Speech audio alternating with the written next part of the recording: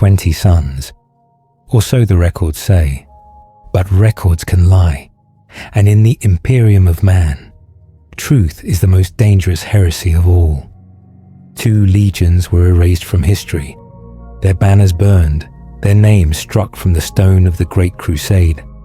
But nothing is ever truly gone. Not data, not blood, not the Emperor's will.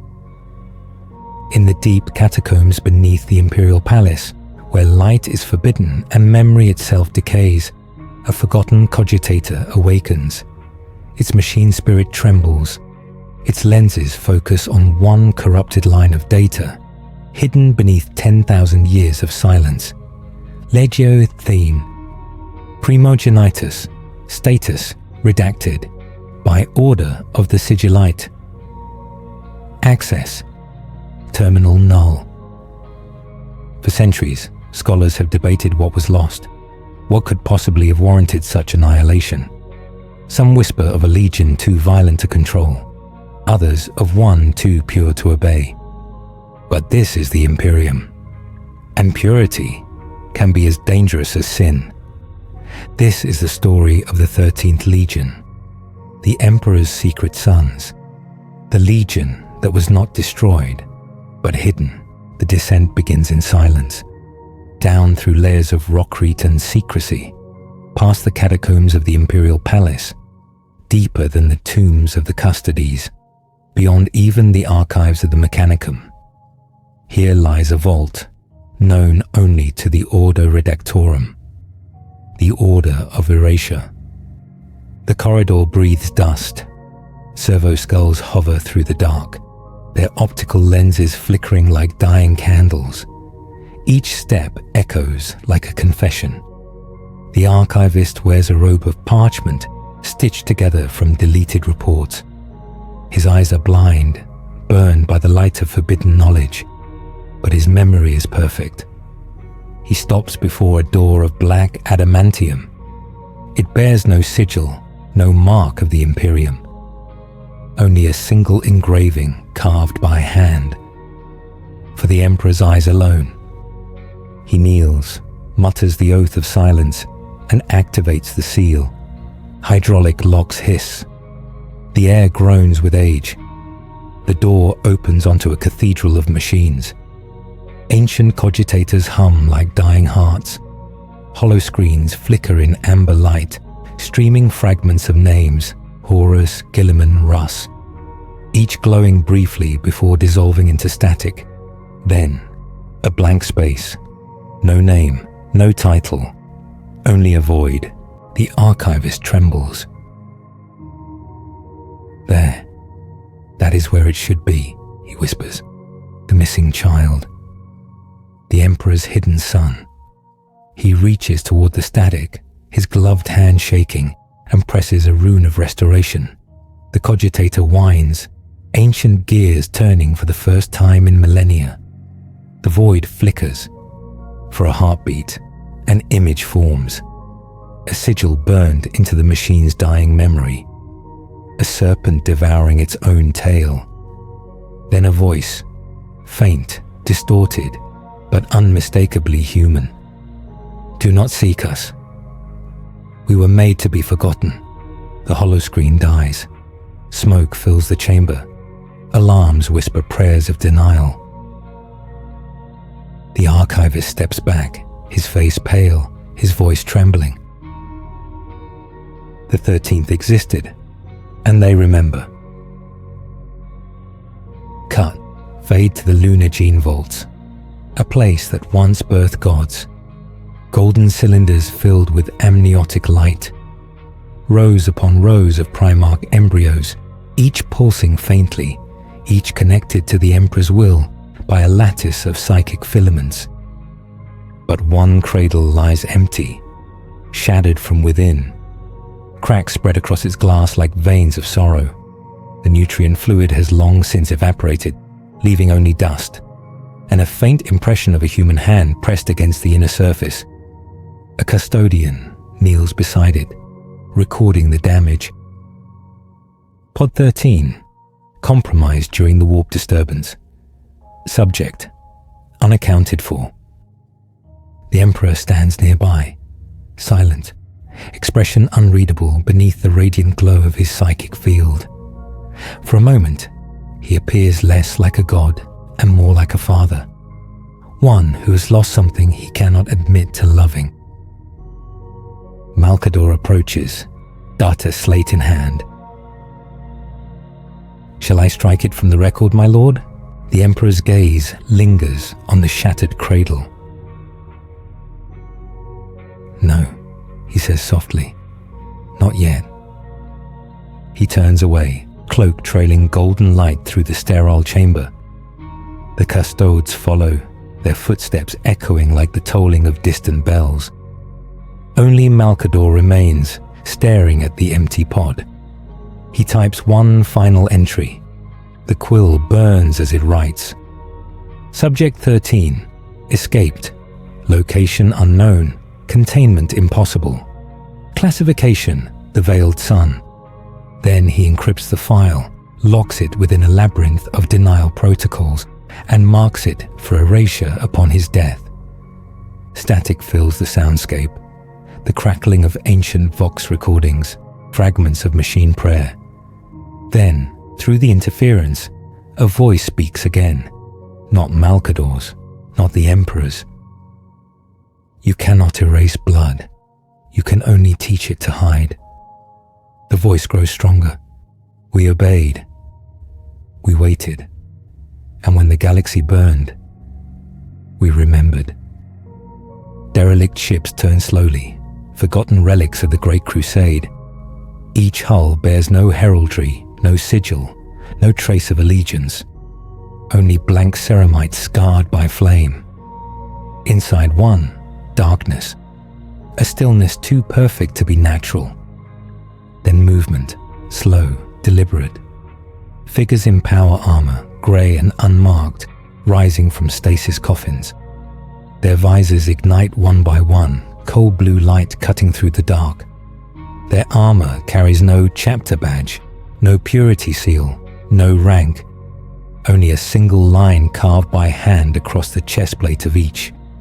13. A voice breaks the silence, steady, solemn, as if spoken through centuries of dust. The father's dream rots. His sons devour each other. The stars burn. It is time. A chorus answers, low and unified. We remember. The ship hums with awakening. Engines long dead flicker with new fire. Old weapons groan as they power up, tasting life again for the first time in 10,000 years. And in the command chamber, a single figure stands, taller than the rest, his armor draped in grey cloth, his face hidden by a mirrored helm. He gazes toward the void and whispers, "Father, forgive us. We have come home." The first hymn of the 13th Legion begins, a dirge in a language no longer human. They say the Primarchs were not merely shaped, but dreamed into being. Each bore a fragment of their father's soul, courage, wrath, pride, mercy, divided among 20 vessels of flesh and godhood.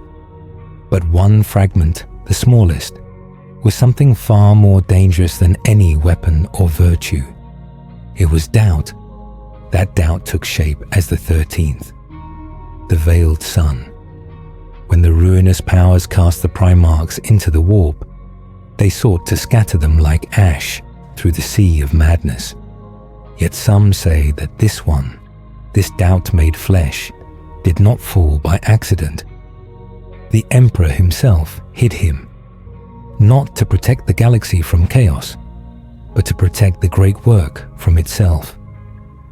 The first records of the Veiled Sun do not begin on a planet, but in an observation, a pre-compliance world known only as Caligae Theta, a place long stripped of life, its sky perpetually eclipsed by black storms.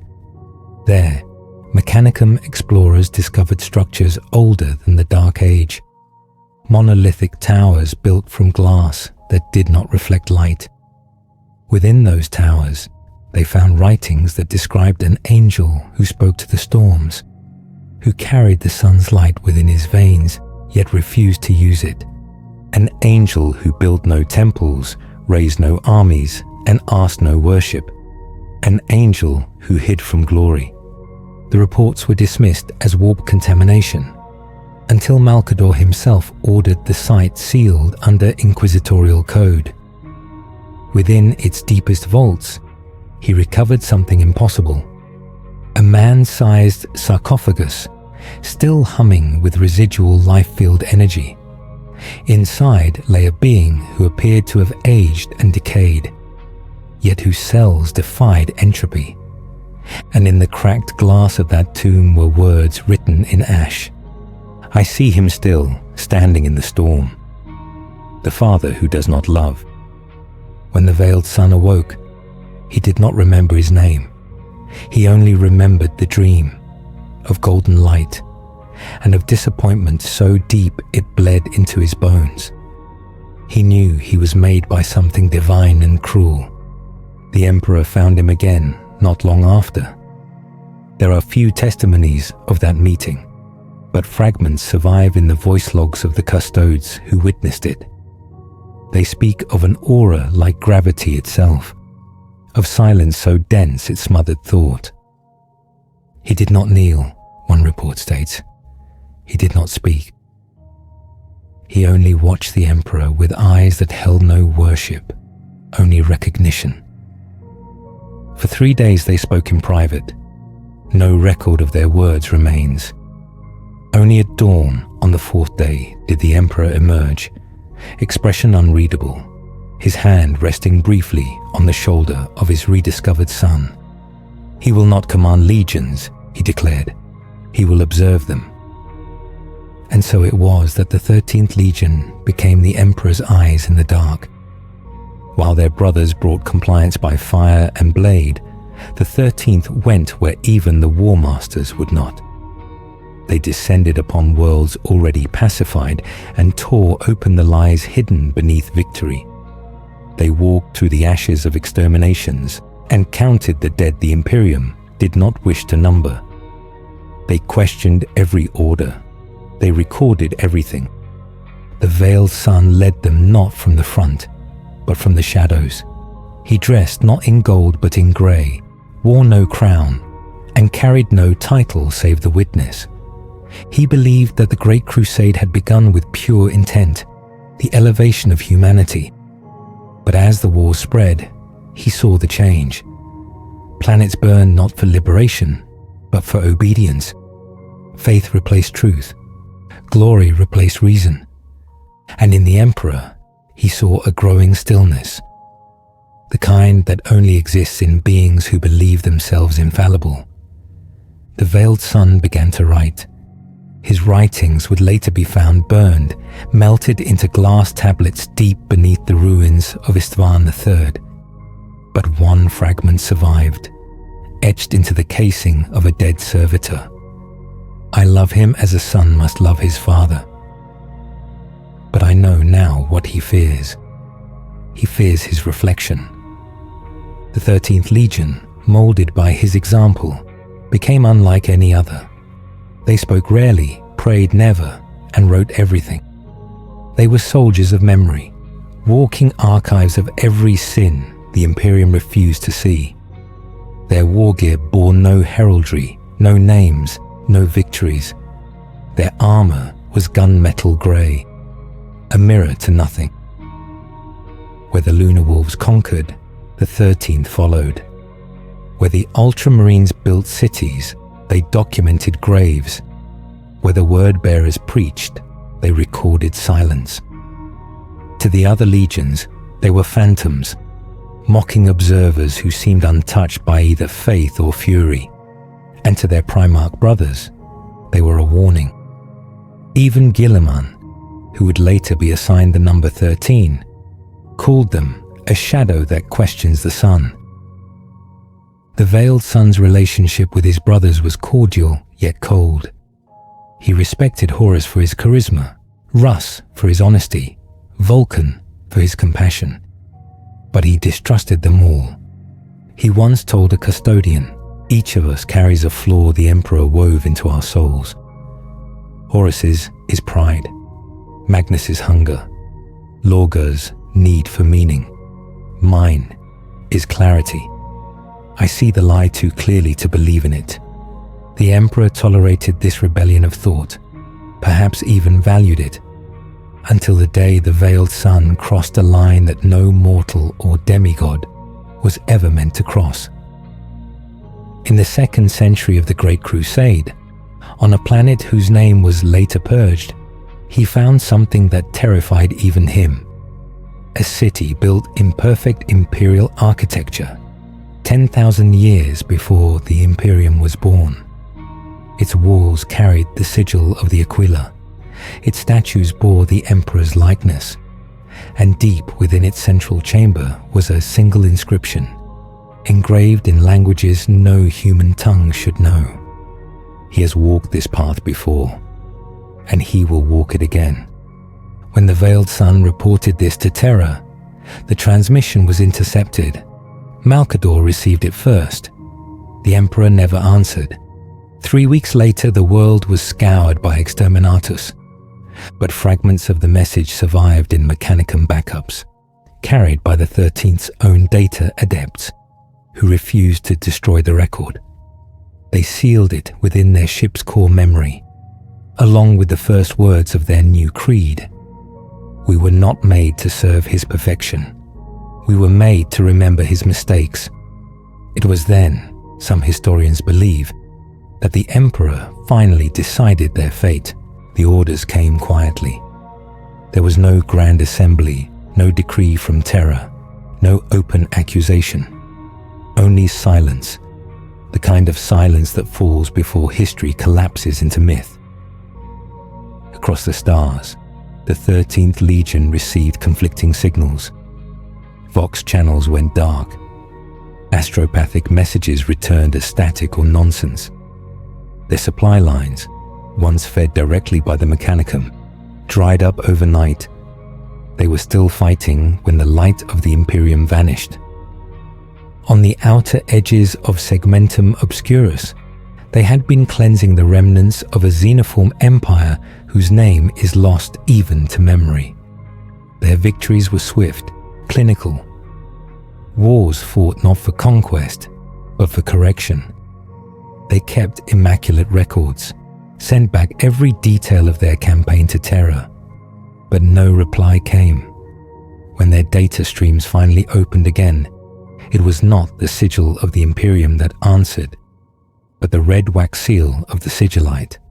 The message was brief. All records concerning your legion are to be surrendered and deleted. You are to withdraw from Imperial space and await further instruction. For the Emperor's design, your purpose is fulfilled. There will be no commendations, no ceremony, no remembrance. It was not a punishment in words, but in silence. Their Primarch read the transmission without expression. The light from the screen painted his armor pale silver, like bone. His officers stood in perfect stillness, each of them understanding that this was how their story ended. Not in fire, but in absence. One of them, a captain named Aedric Vale, broke the silence. "Are we to die, my lord?" The veiled sun looked at him, and his voice was low, stripped of command. "No, brother. We are to be forgotten, and that is worse." He dismissed the council and walked alone into the sanctum of his flagship, a vaulted hall lined with tablets of wraithbone and gold, each etched with the names of fallen worlds. He stood before them for a long time, tracing the inscriptions with his gauntlet as if feeling the pulse of ghosts. Then he began to destroy them, each name erased with a single sweep of psychic light. Each record burned until only ash remained. His legion watched in silence. None spoke, none dared. They understood the ritual, not defiance, but obedience to the cruelest kind of loyalty, to erase oneself for the Father's design. When the work was done, the veiled sun addressed them. "The Emperor has not betrayed us," he said. "He has hidden us. He fears what we know, yet he cannot destroy what he may one day need." They accepted his words because there was nothing else left to accept. And so began the exile of the 13th. They vanished into the void beyond Imperial reach, into nebulae where even astropathic light was drowned by silence. Worlds that had once sung with Imperial hymns now bore only empty cathedrals and data ghosts. The few who remembered them whispered of grey warriors who fought without markings, who saved colonies from extinction, who refused to speak their names. For a time, the Imperium believed the 13th were gone. For a time, perhaps, they were. But rumours spread in the decades that followed the Horus heresy, of pale Astartes appearing at the edges of doomed battlefields, of entire chaos warbands found slaughtered in silence, of Vox transmissions ending with a single line of binary, witnessed, corrected, forgotten.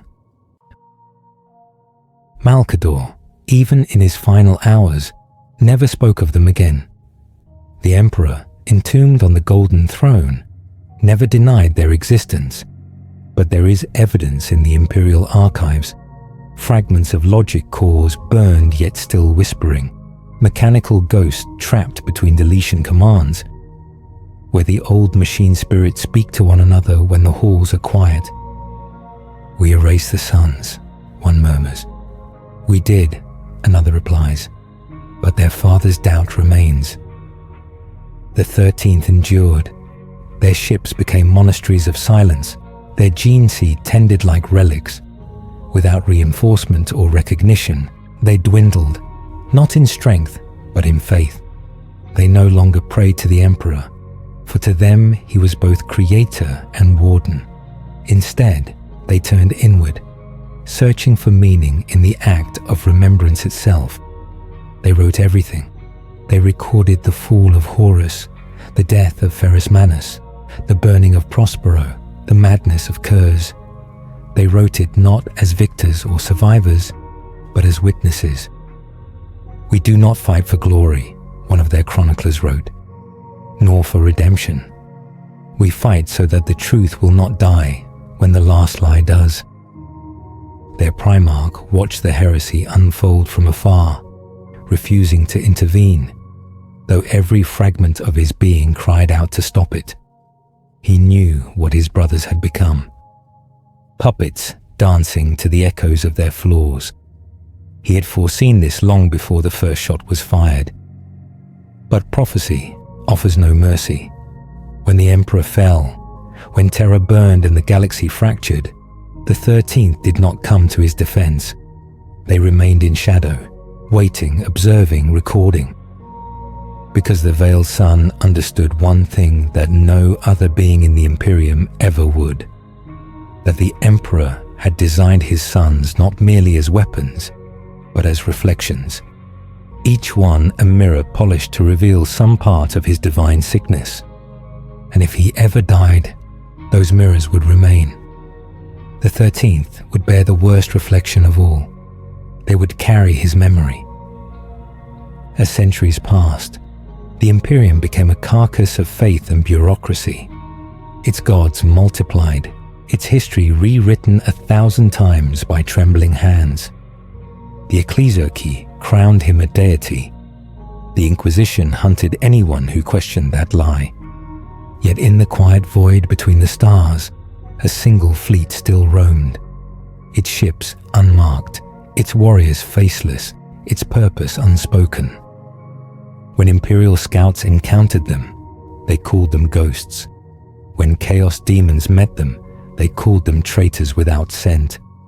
When they fought like silence itself. No battle cries, no banners, no mercy. And when they left, they took nothing, not relics, not trophies, not survivors. Only records. Because in the end, they were not soldiers. They were historians with bolters. 10,000 years passed. The galaxy aged and forgot. and the Imperium learned to fear its own reflection.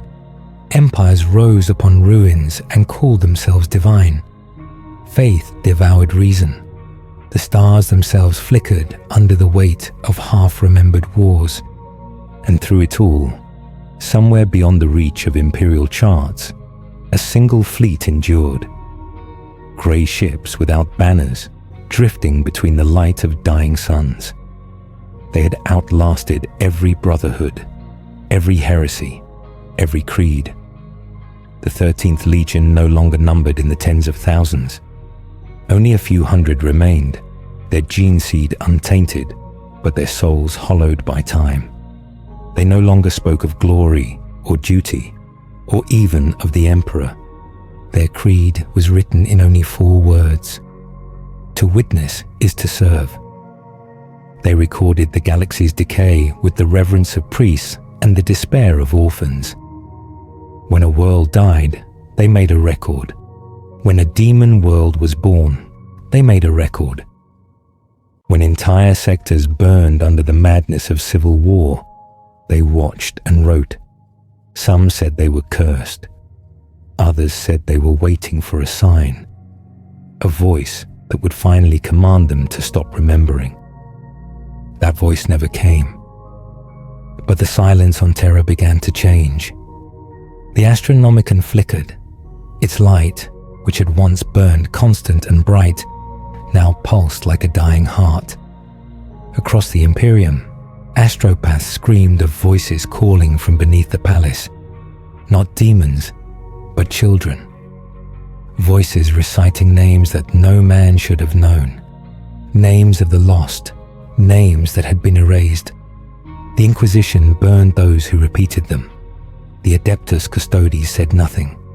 But in the shadows of Mars, in the hidden vaults of the Collegia Titanica, a signal was received on a frequency that had not existed since the dawn of the Great Crusade.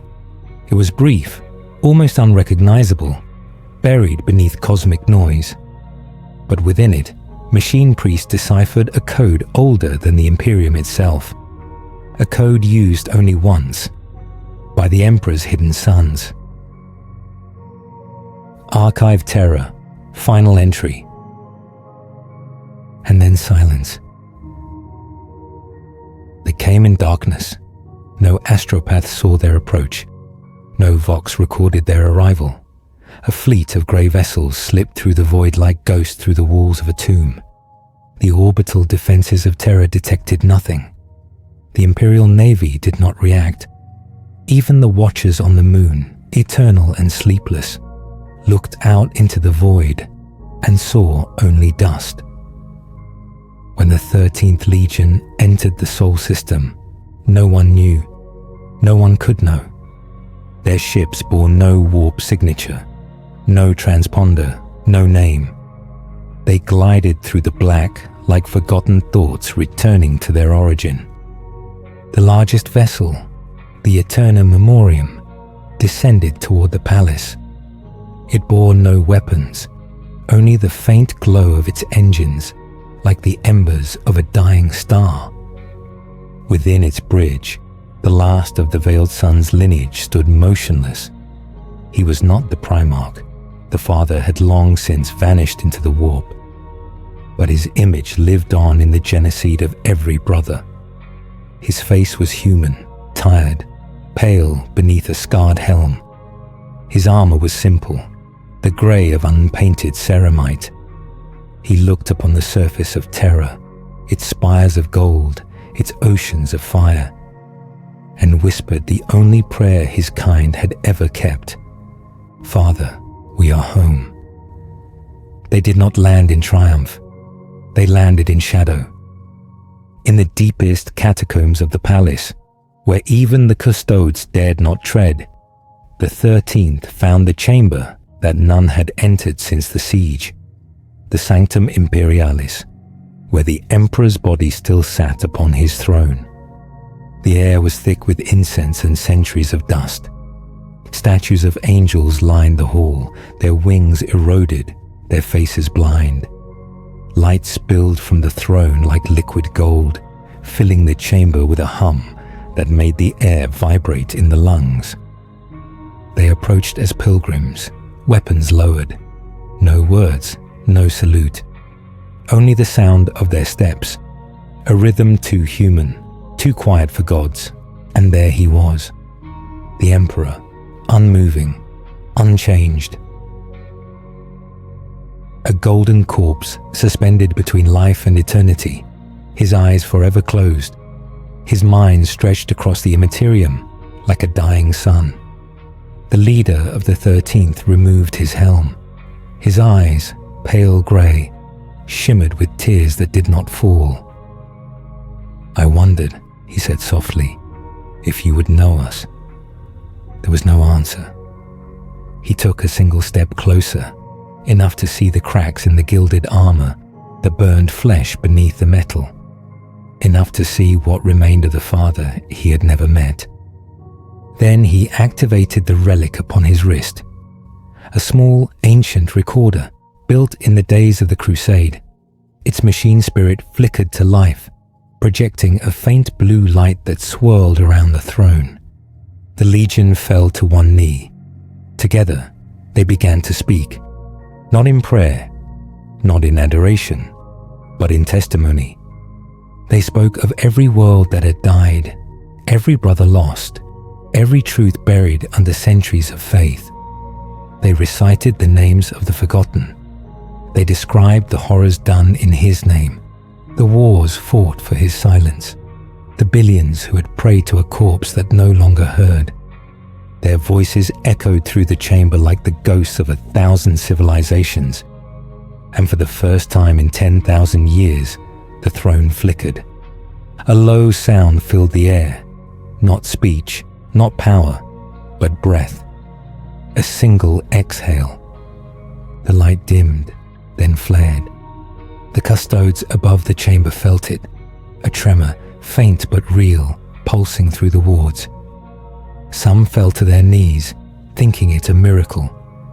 Others whispered that the Emperor had stirred. But the 13th did not cheer.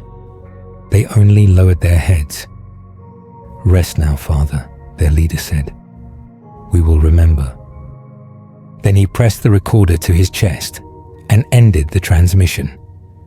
The file uploaded into the ship's databanks, encoded and sealed, to be transmitted into the void, the final words of the 13th Legion.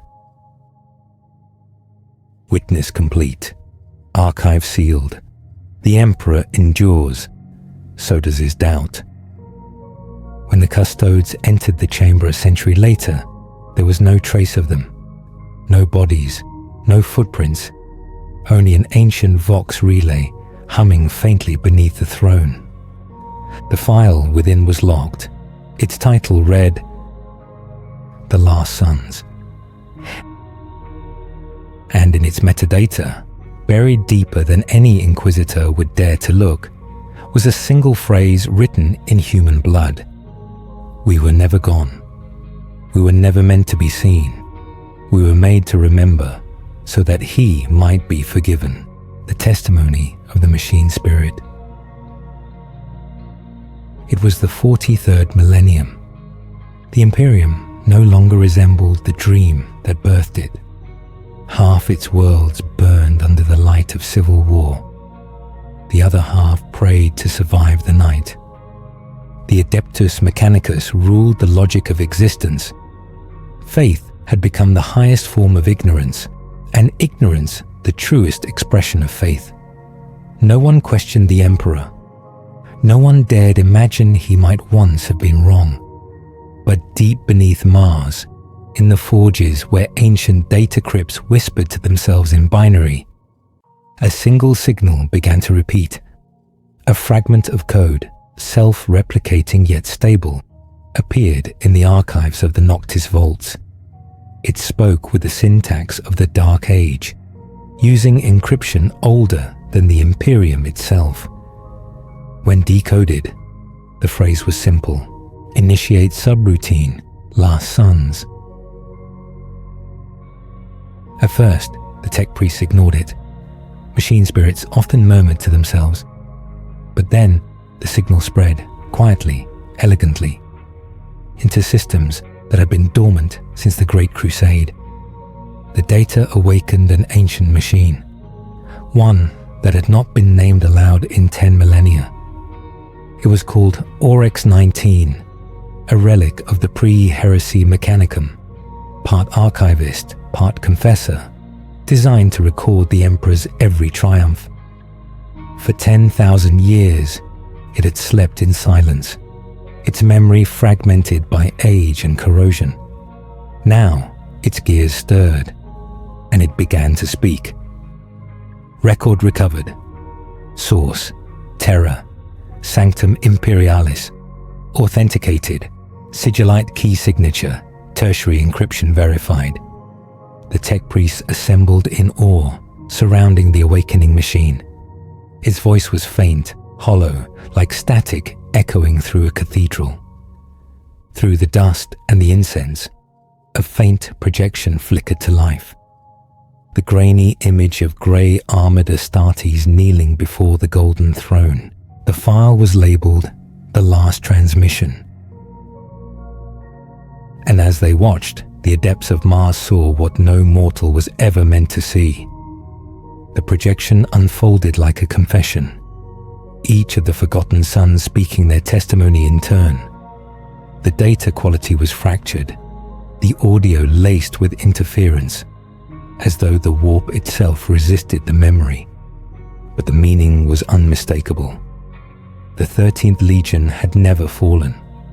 They had hidden by the Emperor's own will. They had witnessed the fall of mankind not as rebels, but as archivists of its sins. And then, at the end of the recording, came the voice of their final commander. To those who find this, do not worship us. Do not search for us. We are the silence between truths, the pause between prayers. We remember because he cannot. And when he wakes, tell him, we forgave him long ago. The projection ended in static, but before the image dissolved, one frame lingered, a faint reflection of the Emperor's face upon the recorder's lens. His lips moved. Only one syllable escaped, distorted but undeniable: son. For days, the machine priests debated what they had seen. Some called it heresy, a corrupted record designed by demons to test their faith. Others called it the holiest revelation in history. They brought the file before the fabricator general himself. He listened to it once in silence. Then he ordered the vault sealed and every witness mind-scrubbed. But the machine spirit of Oryx 19 disobeyed. It transmitted copies of the data through micro-routes buried in the Martian noosphere, to ships, to shrines, to forgotten satellites in dead orbits. Whispers of the 13th spread like infection through the datanet of the Imperium. Astartes librarians began to dream of grey armoured warriors standing in the ashes of lost worlds. Astropaths heard voices reciting names in perfect monotone. And across 1,000 sectors, inscriptions began to appear carved into stone, painted in ash, burned into ship walls. We remember. The Inquisition acted quickly. Purge orders were issued. Entire data vaults burned. Preachers declared the phrase a chaos cult mantra. But it didn't stop, because the words were not rebellion. They were a memory, a truth too quiet to die. On Mars, one survivor remained. Magos Historitor Delaine, the lowest-ranking archivist who had witnessed the file before the purge. Her memories were supposed to be erased, but the machine spirits of Oryx 19 had hidden fragments of the truth in her augmetic implants. At night, when she connected to the datanet, she heard the whisper of the Lost Legion, their log entries, their prayers, their silence, and one vision above all others.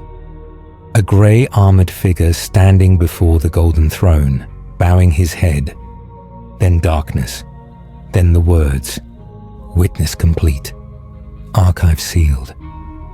Maya began to record what she remembered, piece by piece, into a personal log forbidden by Mechanicus law.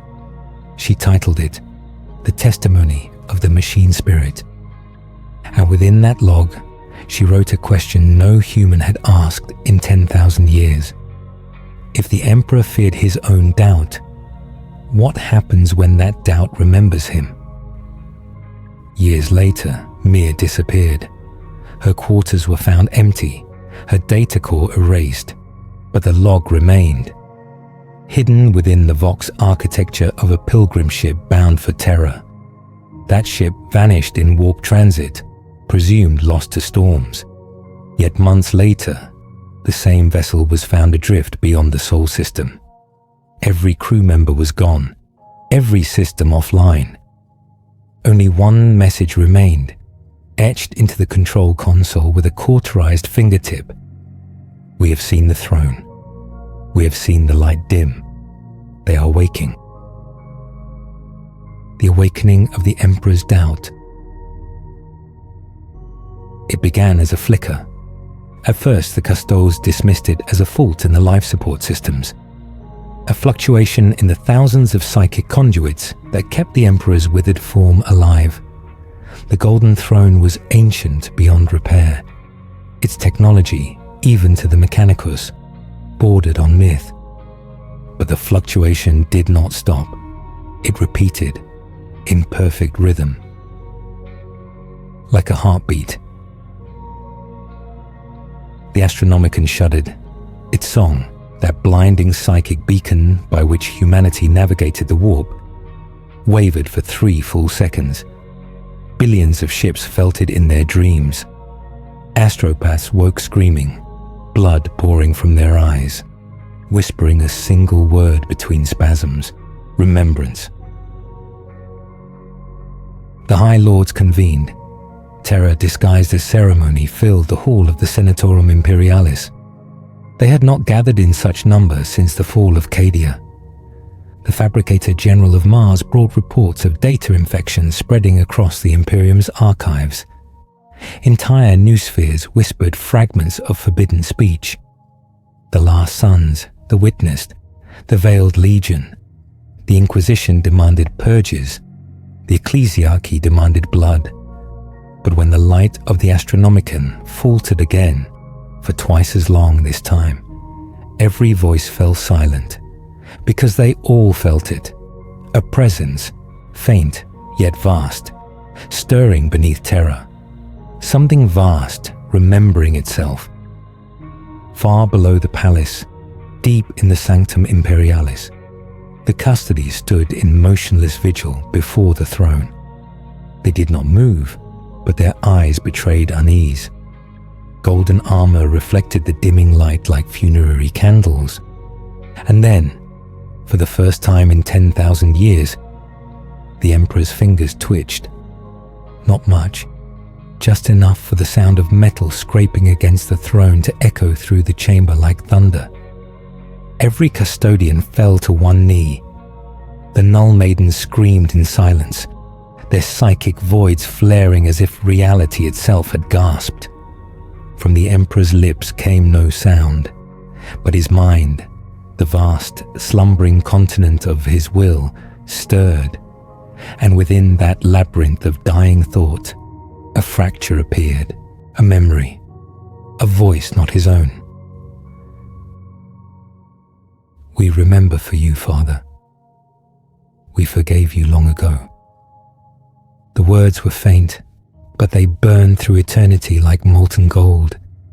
For 10,000 years, the Emperor's consciousness had stretched across the warp, holding back the tides of chaos. He had forgotten what it meant to be human, forgotten pain, forgotten love, forgotten the faces of his sons. But now, for the first time, he remembered. He saw again the Great Crusade, the laughter of Lehman Russ beside a fire, the quiet discipline of dawn, the brilliance of Magnus before the fall. He remembered Sanguinius's wings, Guilliman's resolve, the lost faces of the two erased from history. And then he remembered the 13th, the sons he had buried in silence, the ones who had obeyed without question, the ones who had been forgotten by design, the ones who had watched him die and stayed silent because obedience was the only language they had left. He saw their return. He saw their testimony. He heard their forgiveness. And for the first time since the siege of Terra, the Emperor wept. The tear was not of blood, but of light, a filament of psychic gold that trickled from the corner of his eye, down the ruined cheek, and onto the surface of the throne. When it touched the metal, the machine convulsed. Warning runes across the palace lit red. The Adeptus Mechanicus screamed litanies of containment. Void shields flared as the warp bled into reality. Across the Sol system, warp storms flickered like fireflies, not of rage, but of grief. Ships found themselves lost in light rather than darkness. Demons fled. Even the Chaos Gods turned their gaze toward Terra, sensing something terrible and pure awakening in the heart of their greatest enemy. Then came the whisper. It was not words, not sound, but feeling. A wave that passed through every living human soul, no matter the distance, no matter the creed. For a moment, every child, every soldier, every priest remembered something they had never known. They saw a figure in grey armor kneeling before a throne of gold. They heard his voice, "To witness is to serve." And then they felt the Emperor's response.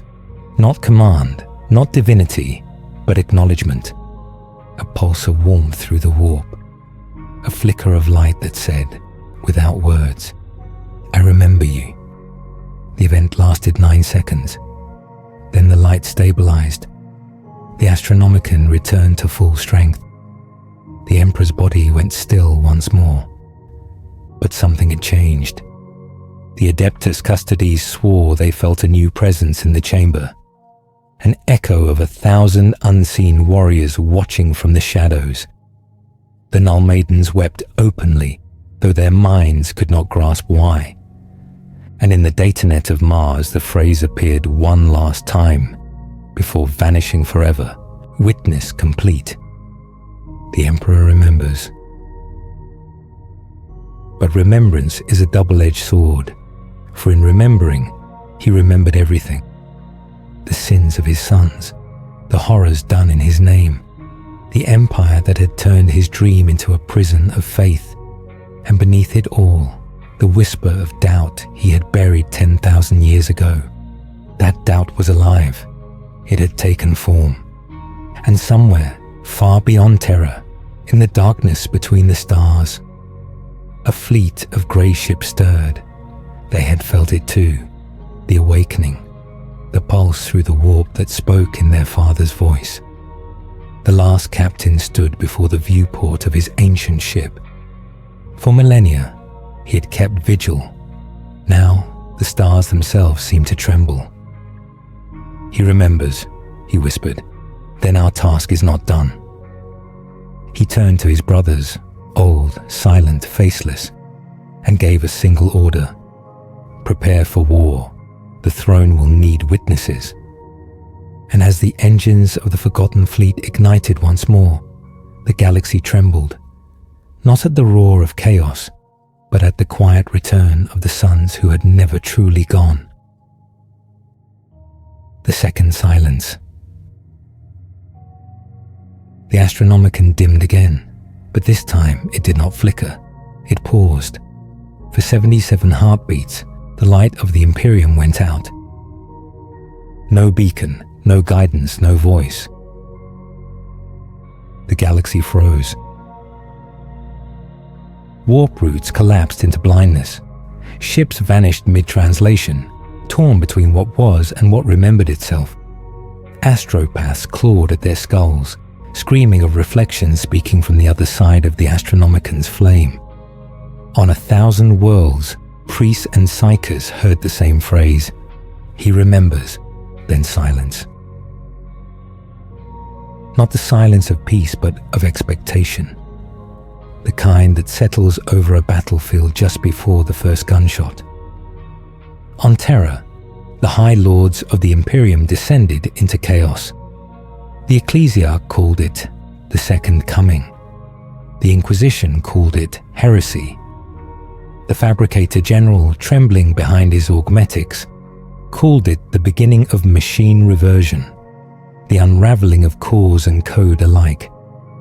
And far below, in the heart of the Sanctum Imperialis, the Emperor sat motionless. But his shadow moved. It stretched beyond the throne, across the walls, across the custodes, across the very air. It spoke without words, and the shadows of those nearby echoed it. Memory has weight. The custodes did not move, yet their armor hummed as if remembering wars it had never fought. One by one, their minds filled with fragments, visions of brothers they had never known, battles that were not recorded, a legion in grey armor kneeling in eternal silence.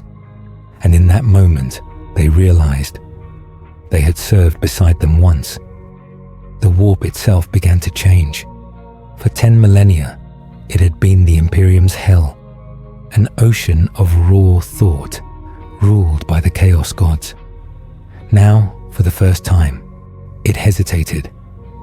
Something new was growing inside it, a zone of calm, of luminous stillness that spread like frost over the fevered sea of souls. Demons avoided it. The powers of the dark gods recoiled. In the center of that stillness stood a figure, tall, shrouded, unarmed. Its armor was grey, its face unknown. It carried no weapon, no banner, no mark of allegiance.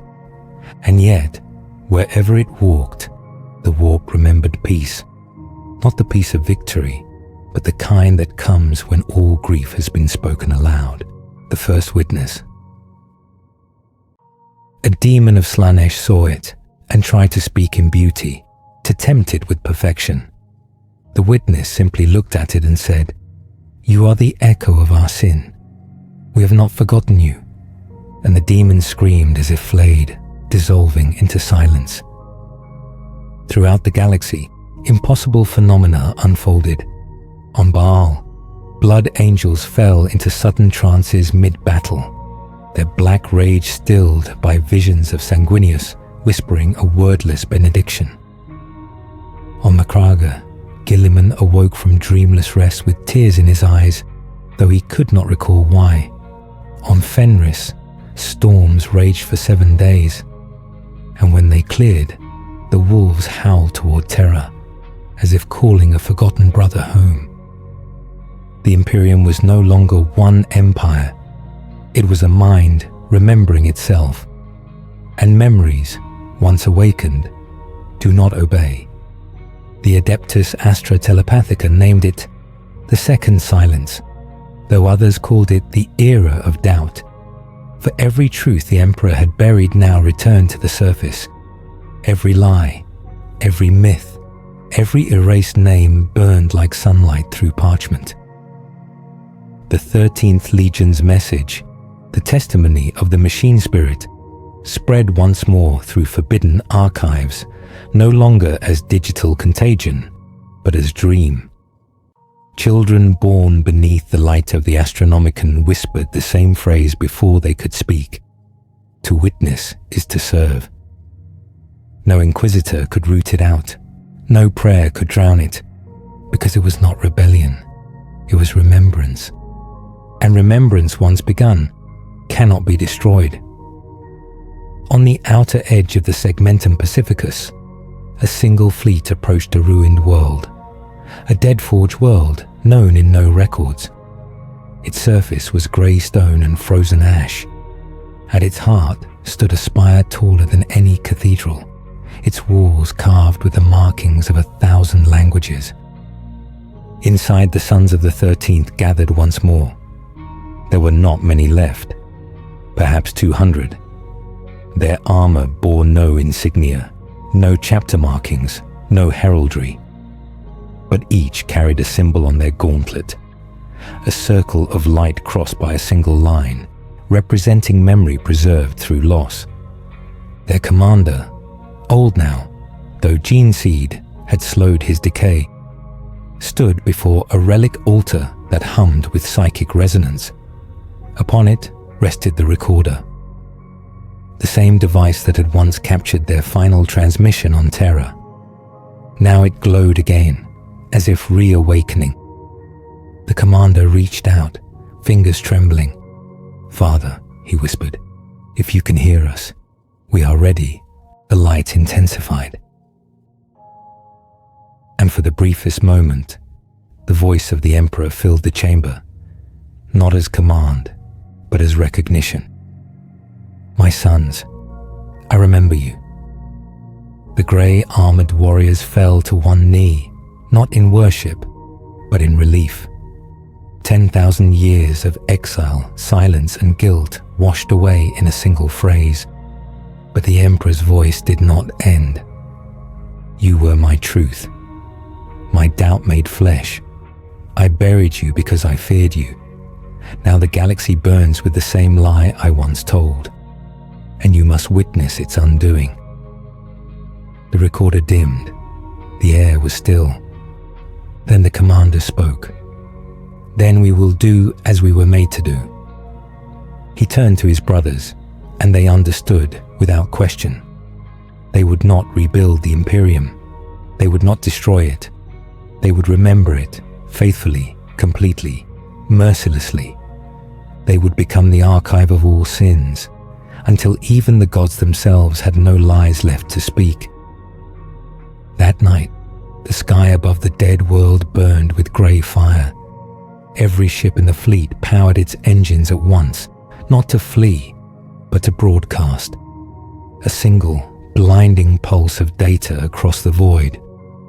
The message reached every Imperial world, every astropathic choir, every dream of every believer. The Emperor remembers. The witnesses have returned. And then the light vanished, leaving behind only the sound of silence, vast, gentle, final, the age of the witnesses. The Imperium had endured 10,000 years of war. It had survived heresy, rebellion, invasion, and apocalypse, but it had never faced memory. For memory is not an enemy one can kill. It spreads through faith like fire through incense, unseen, fragrant, unstoppable. And when it burns truth. At first, the reappearance of the 13th was dismissed as myth, a fabrication of chaos, a psychic contagion born from the instability of the Astronomicon. The Inquisition purged thousands. Entire hive cities were declared contaminated. Ecclesiastical sermons thundered that remembrance is treachery. But whispers persisted. Grey sigils began to appear carved into walls and relics. A single circle crossed by one line, the mark of those who remembered. On Armageddon, soldiers in the trenches whispered of ghostly space marines walking through no man's land at night. Warriors in grey, untouched by bullets, who tended to the dying and vanished at dawn. On Cadia Secundus, a young psyker received a vision of the Emperor not as a god, but as a man, weary, luminous, speaking softly to unseen sons. "Bear my truth, not my image." Everywhere, the same phrase followed in his wake. To witness is to serve. The ecclesiarchy panicked. Faith began to fracture. Half the Imperium believed the witnesses were saints, the lost sons of the Emperor, returned to bring truth to a decaying age. The other half called them heretics, harbingers of the end times, false angels that would unmake faith itself. Shrines turned on one another. Cathedrals erupted in civil war. And in the void between stars, the 13th watched in silence. Not as conquerors, but as mourners. They did not seek followers. They did not demand worship. They simply appeared, to the guilty, to the devout, to the dying, and recorded. Every confession, every betrayal, every whispered prayer was gathered, stored, and transmitted through invisible currents in the warp. They were building something vast, a memory field, a psychic construct woven from truth itself. And in the immaterium, it began to take shape. The Chaos Gods felt it first. For the first time in 10 millennia, the warp screamed not in pleasure or pain, but in confusion. Slaanesh, ever hungry for sensation, beheld the field and felt nothing. No lust, no pride, no fear, only clarity. "What is this stillness?" hissed the Prince of Excess, recoiling as though burned. "Why do they not feel?" Nurgle's gardens began to wither, his joyous decay stilled by memory that refused to rot. Khorne's rage faltered, for wrath cannot feed upon acceptance. And even Tzeentch, master of change, found no purchase. For what can manipulation grasp when truth does not resist? The witnesses were not gods, they were remorse. And remorse, in its purest form, is poison to chaos. One demon prince dared approach them, a creature once human, armored in molten faith. It demanded their purpose. The leader of the 13th turned to him, helm scarred, voice low. "We are what your master fears, those who have nothing left to hide." The demon struck. Its blade passed through the witness like smoke. The grey warrior raised no weapon, no defense. He simply whispered, "You are forgiven." And in that instant, the demons ceased to exist. Not destroyed, not banished, unmade. For a being of the warp cannot survive forgiveness. It is the antithesis of what they are. In the physical galaxy, the psychic tide shifted, warp storms stilled, astropathic messages carried clear for the first time in centuries. Travel became safer, worlds long lost reappeared. But with peace came fear, because for the Imperium, peace was unnatural. Without an enemy, who were they? On Terra, the High Lords debated beneath the shadow of the throne. Robut Guilliman himself, the avenging son, returned from campaign to demand answers. "What are they?" he asked. "Their creed dissolves the faith that holds this empire together. If they are truly our brothers, then they threaten everything we have built." The Fabricator General offered only data. Machine patterns consistent with Great Crusade-era encryption. Gene seed markers unknown but compliant. They may be genuine. The Inquisition disagreed. They are heresy given flesh. Faith cannot coexist with truth. And the Ecclesiarch's voice rose above them all. "Then the Emperor himself must speak, or we will burn his silence." In the throne room, the Emperor did not stir. His mortal body remained unmoving.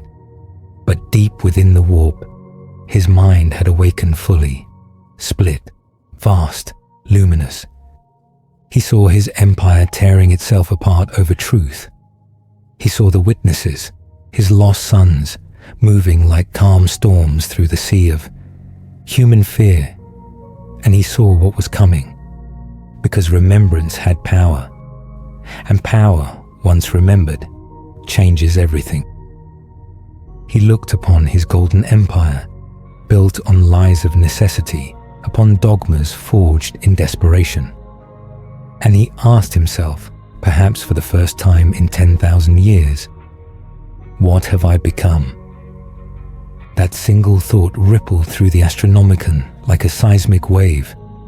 Every psychic across the Imperium collapsed. Every warp entity screamed. And for a heartbeat, the Emperor's doubt took form. A golden figure of light and ash, shaped like him, but weeping. It stepped away from the throne and walked into the warp, leaving the God Emperor to sit in his shell of flesh. The galaxy trembled, because this was not rebellion, not heresy, not chaos. It was his memory set free. On the world of grey fire, the commander of the 13th felt it, a presence more familiar than faith itself. He fell to his knees, voice trembling. He has remembered everything. The others bowed their heads, not in worship, but in grief, because they knew what came next. The Emperor's memory would move like light through shadow, illuminating every lie, every atrocity, every false saint and corrupted truth. The Imperium would not fall to war. It would fall to understanding. And in that understanding, the age of faith would end.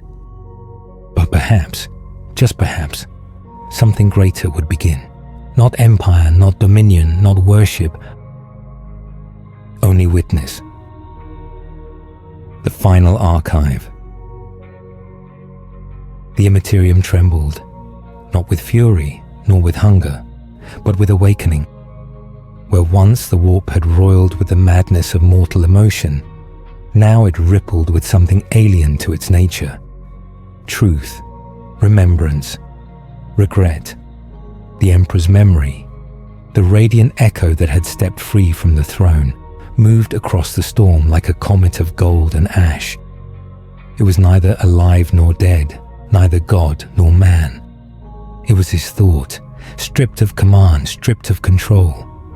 Only the will to remember without denial. And as it moved, the warp recoiled. On the shores of Nurgle's garden, the flowers of decay wilted. The air grew still, scentless. The Plague Father looked up from his rotting cauldron and frowned for the first time in eternity. "Who walks in my garden?" he wheezed, the pus in his lungs bubbling with curiosity. "Come, child, let rot embrace you. There is kindness in surrender." The golden figure walked through the swamp without leaving footprints. Every step turned disease into dust. Every breath burned contagion to clarity. And when it spoke, it did not condemn, it simply remembered. "I made you, not as you are, but as you became. You were once the mercy I denied myself." For a moment, Nurgle faltered. He saw, not through eyes, but through memory. His first birth in the dreams of dying men who wished their suffering would end. He remembered why he existed, not to spread decay, but to comfort those beyond healing. He howled, a sound of infinite sorrow. And when the echo passed, 1,000 demon gardens dissolved into nothing. From the realm of rage, Khorne watched. The blood god's brass citadel stood defiant against this creeping light. He roared, the sound shaking galaxies.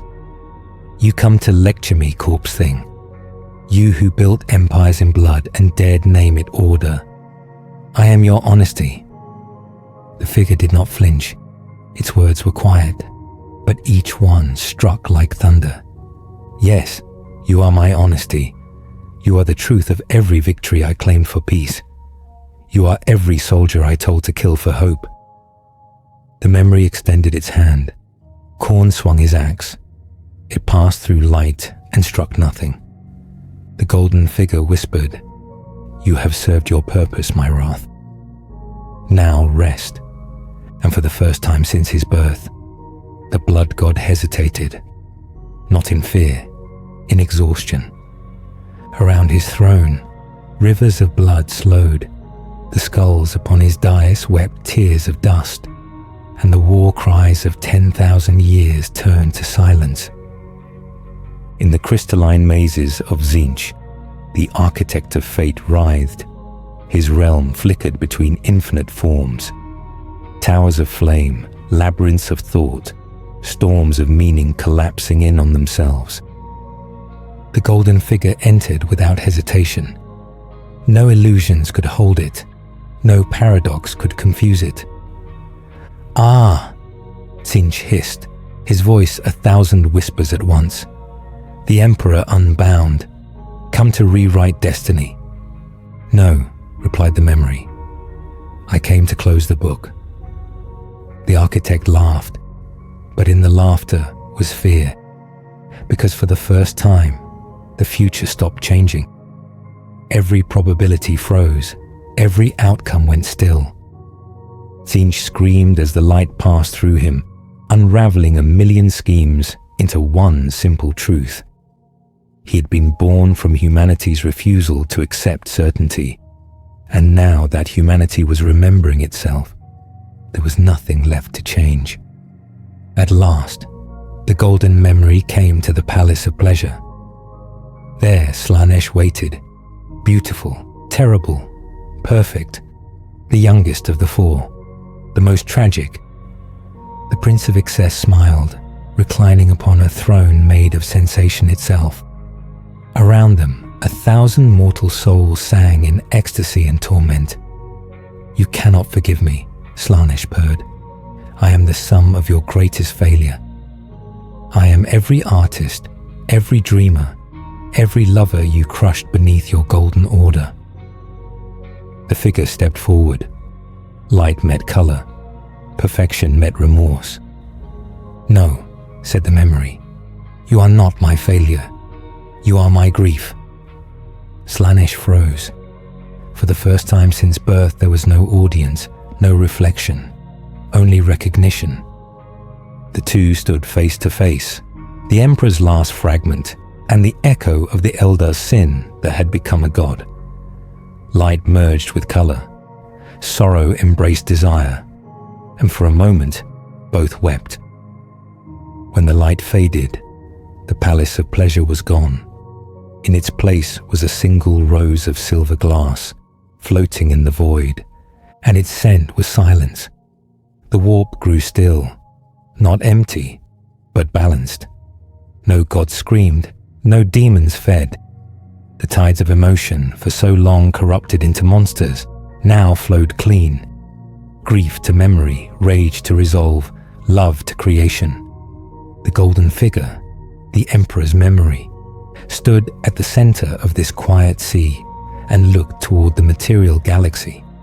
There was no triumph in its gaze, only weariness. It had done what it was born to do, to remember without judgment, to redeem without command, and in doing so, it had ended itself. The light began to fade, dissolving into the warp it had healed. But before it vanished, a voice echoed across both realms. A voice every human, every Eldar, every lost soul heard in the depths of their dreams. There will be no gods, no tyrants, no forgotten sons, only memory, and in memory, peace. On Terra, the Astronomicon went dark, not in failure, but completion. The psychic beacon ceased, warp travel halted, but the warp no longer hungered. For the first time in history, the galaxy was quiet. The Emperor's body sat still upon the throne, eyes closed, lips curved in something like serenity. His duty was done. His dream, unbound from empire, had returned to its origin. A single thought, that humanity could be more than its fear. The 13th Legion, the witnesses, vanished soon after. No one saw them die. No ships were found. No transmissions heard. Only a single data fragment, recovered centuries later from the vaults beneath the palace. Final entry, mission complete. We were not meant to be remembered, only to remind. The Emperor remembers, and so shall we. The message ended with the sound of distant waves. Not warp, not static, the ocean. Perhaps Terra, long dead, remembered too. And in the void between stars, where faith and memory had merged into one, a single light remained, faint, steady, eternal. The last thought of a dying god whispered into creation itself. To witness is to serve.